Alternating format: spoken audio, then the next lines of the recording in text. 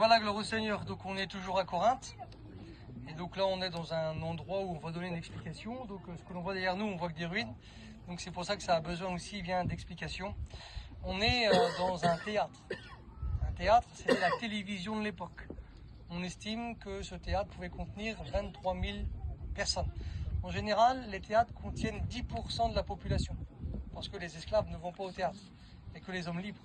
On estime ici qu'à Corinthe, il y avait 200 000 personnes, hommes libres, hommes et femmes, et il y avait 2 fois plus d'esclaves. Donc on estime une population de 500 000, voire plus. Et comme je l'ai dit, pour donner une idée, la ville de Lyon fait aux environs de 500 000 habitants. Donc ce qui veut dire que c'était colossal. Ici, eh bien, Corinthe. On a découvert que 30% des vestiges de Corinthe. Donc on ne peut pas tout voir, tout ce qu'il y a, et non plus jusqu'à quelle étendue eh bien, ça peut aller. Mais 500 000 habitants, eh bien, c'était énorme, surtout pour l'époque. Ici, donc, il y avait un théâtre, c'était la télévision de l'époque. Je ne sais pas si vous savez d'où vient l'origine du mot hypocrite. Des fois, on dit sur quelqu'un, c'est un hypocrite, lui-là. Le mot hypocrite vient des théâtres. C'était le nom que l'on donnait eh bien, aux artistes. Les artistes, quand ils rentraient en scène, il n'y avait pas de télévision, quand ils rentraient en scène, se mettaient des masques et on disait c'est l'hypocrite qui rentre en scène. Vous avez vu des fois, même de nos jours, un film, il peut jouer le rôle d'un clochard, mais en vrai, il est milliardaire. Il joue bien un rôle.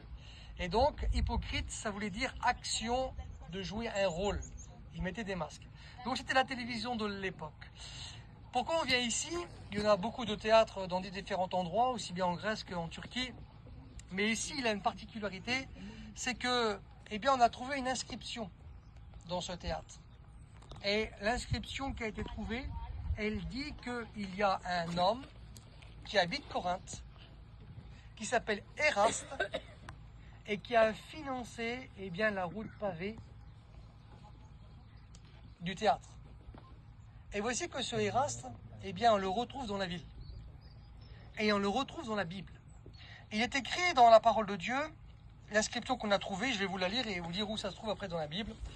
On a trouvé une inscription qui disait Éraste était le trésorier de la ville de Corinthe et avait dépensé son argent pour construire la rue pavée de Corinthe. Ça, c'est l'inscription qu'on a découvert ici. Un homme qui s'appelle Éraste, qui était trésorier de la ville et qui a donné de son argent pour faire une rue pavée eh bien, à Corinthe. Voici que comme on lit la Bible, on se rend compte qu'il est écrit dans Acte 19 et le verset 22 qu'il y avait un homme qui s'appelait Éraste et qui était un compagnon de Paul. Comme nous regardons Romains chapitre 16 et le verset 23, il nous est dit que ce Éraste était aussi trésorier de la ville de Corinthe. Comment on le sait? Quand il est écrit dans Romains chapitre 16 verset 23 que Éraste était le trésorier, c'est parce que des fois on peut comprendre que Éraste c'est le trésorier de Rome. Mais c'est pas ça, c'est parce que l'épître aux Romains a été écrit à Corinthe. Et voici que Paul dit, Éraste, le trésorier de la ville, ça veut dire le trésorier de la ville de Corinthe, eh bien vous salue. Et on retrouve aussi Éraste, habitant à Corinthe, dans 2 Timothée chapitre 4 et verset 20. Voici que l'inscription qu'on a découvert, on a découvert que Éraste est le trésorier de la ville et qu'il a construit ici une route pavée pour la ville. Et on retrouve dans la Bible que Éraste, il est trésorier, qu'il est trésorier de la ville de Corinthe et qu'il va devenir un compagnon bien de Paul. Ce qui veut dire que le trésorier de la ville de Corinthe s'est converti et est devenu eh bien, aussi un compagnon eh bien, de Paul. Éraste, l'histoire rapporte qu'il a joué un rôle ici. Pourquoi on lui a confié la trésorerie de la ville de Corinthe? Corinthe est sous domination romaine et les Romains choisissaient toujours des gens très riches pour être eh bien, le trésorier d'une ville. Pourquoi? Parce qu'ils savaient que quelqu'un de très riche avait l'habitude de l'argent. Et comme ça, eh bien, il craignait moins la corruption. Quelqu'un qui n'avait pas beaucoup d'argent, qui voulait des tonnes d'argent comme ça, il pouvait eh bien en voler. Mais il prenait toujours des gens riches. Et ce que les Romains attendaient de cet homme riche, qui devenait le trésorier de la ville, c'était en retour des cadeaux. Et le cadeau que Éraste a fait, c'est la route pavée. Et voici que ce Éraste, l'histoire rapporte, que ici, lorsqu'il s'est converti, il est celui qui faisait de bonnes choses. Vous voyez ici derrière moi, vous avez eh bien, une haute montagne, vous avez des fortifications.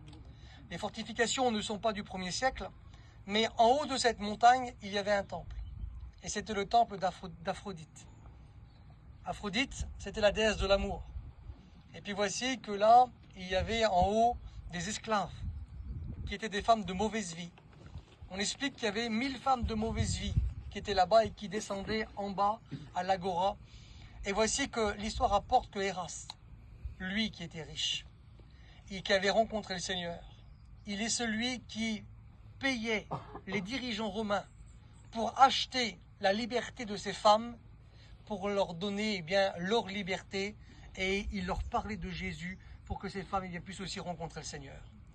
Cet homme est celui qui est devenu un serviteur de Dieu, parce qu'il est devenu un compagnon de Paul, c'est ce que l'on pense du moins. Mais ça montre qu'on peut être un homme très riche, très élevé, et avoir aussi besoin du Seigneur. Et cet homme qui était trésorier, très riche, très élevé, il a eu besoin de Jésus, et avec son argent, il l'a mis à la disponibilité du Seigneur, pour enlever les chaînes de ceux qui étaient liés, pour les mettre au service de Jésus. J'aimerais vous dire qu'on peut aussi, avec le peu qu'on possède, avec ce qu'on a qu'on possède, on peut le mettre aussi au service de Jésus. On peut faire comme Éraste, apporter la liberté aux gens autour de nous, en leur prêchant l'évangile. Parce que celui qui a affranchi, c'est Jésus. Et si le Fils vous a affranchi, il est écrit, vous serez réellement libre. Alors Éraste s'est converti, ce qui montre qu'il y a des grandes personnalités, des gens importants qui se sont convertis à Corinthe. Éraste, le trésorier de la ville, et aussi même les chefs de synagogue, se sont aussi convertis dans la ville de Corinthe. Que Dieu vous bénisse. Amen. Amen.